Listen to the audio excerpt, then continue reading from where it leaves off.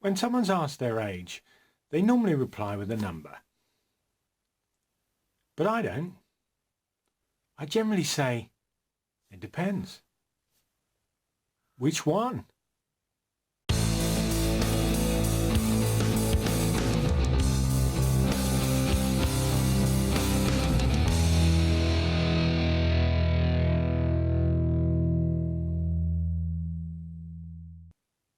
Hey Wisdom Seekers, welcome to the Wisdom Shack, and today I want to discuss the topic of aging.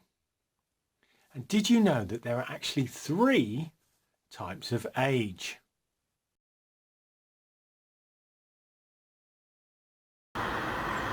So the first type of age is your chronological age, the age of the clock, the age of time.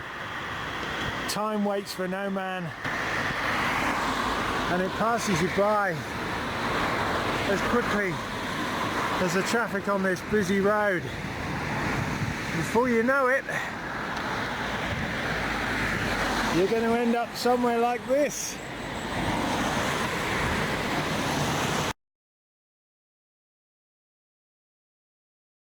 When you're older, you need to listen to your body more, that's for sure. It's less tolerant than it used to be.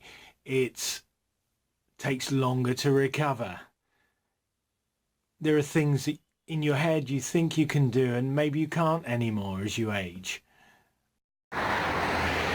Exercise doesn't have to be strenuous. Just get out and go for a walk. It doesn't have to be that far. I mean, most of my walks end up at the local pub.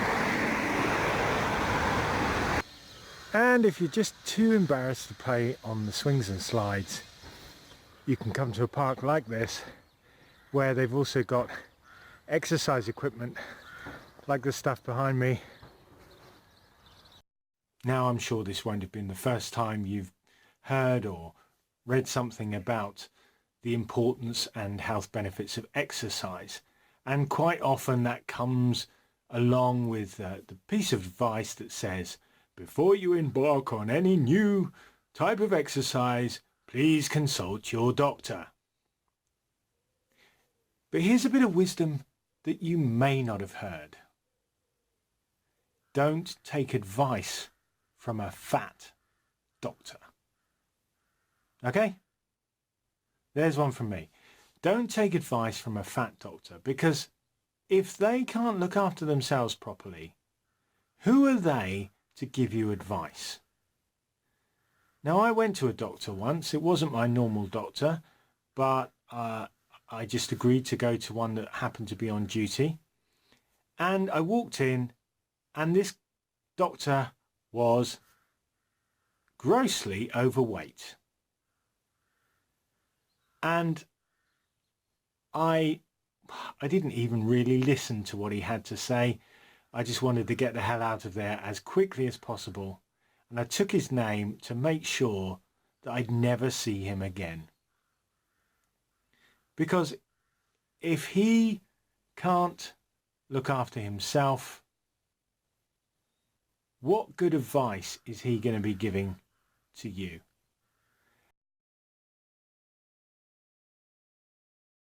Mental age is a strange thing.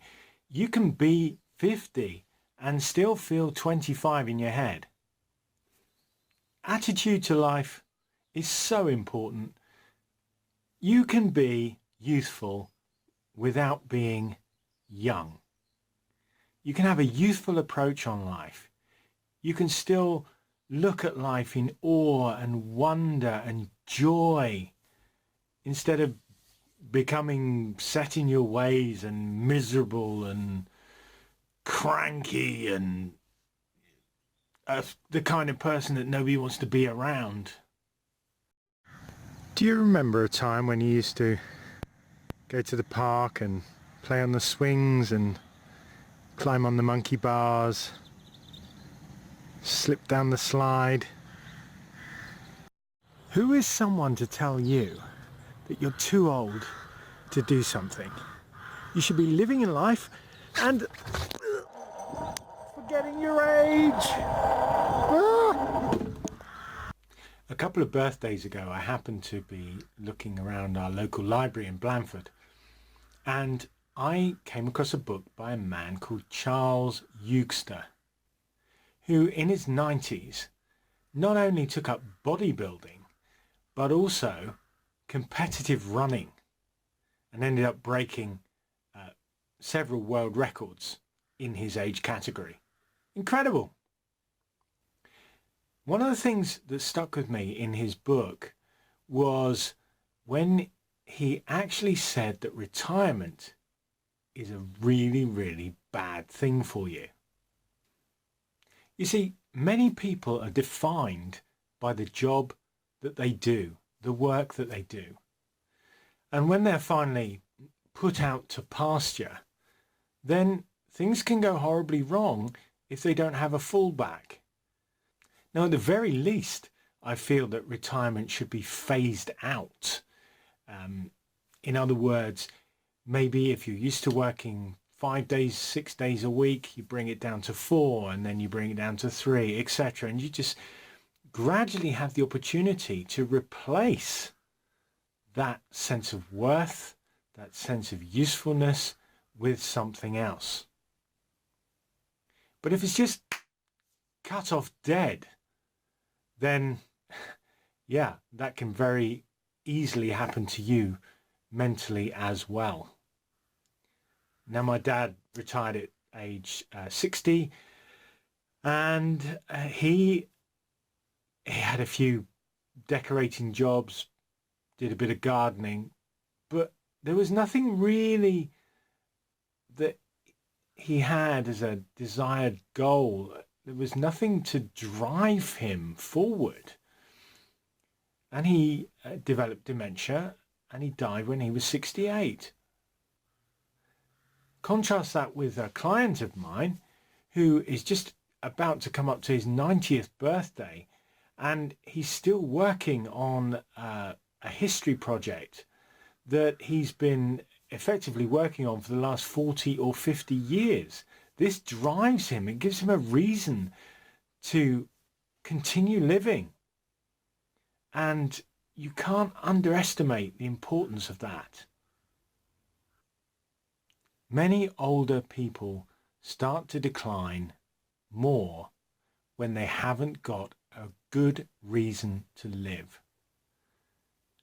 I'm sure as somebody interested in self-development, personal development, you've heard all about goal setting. Maybe you've done it, maybe you haven't. But I can tell you that setting goals, having something to aim for, having a reason to live, doing something that pushes you out of your comfort zone can be an absolute lifesaver. It really can.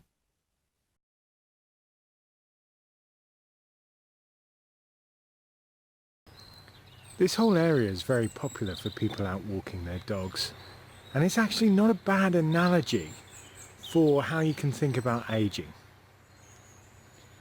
Just imagine for a moment that your chronological age is you, and your physical and mental age is your dog. Now, the aim of the exercise then is to not let your dog walk in front of you. In other words, don't be physically and mentally older than your actual years. What you want to aim for is for your dog to at least be walking beside you, and preferably behind you. Your mental health is really important, as is your physical health. So don't let your dog go to dog waste. That's it from the Wisdom Shack for today. I hope you've enjoyed this topic. If you have any thoughts about it, please feel free to comment below. And if you haven't already, feel free to subscribe to this channel. Ring the bell to get notified. I usually post videos on a Tuesday and a Thursday. Until then, live your life and forget your age. Bye for now.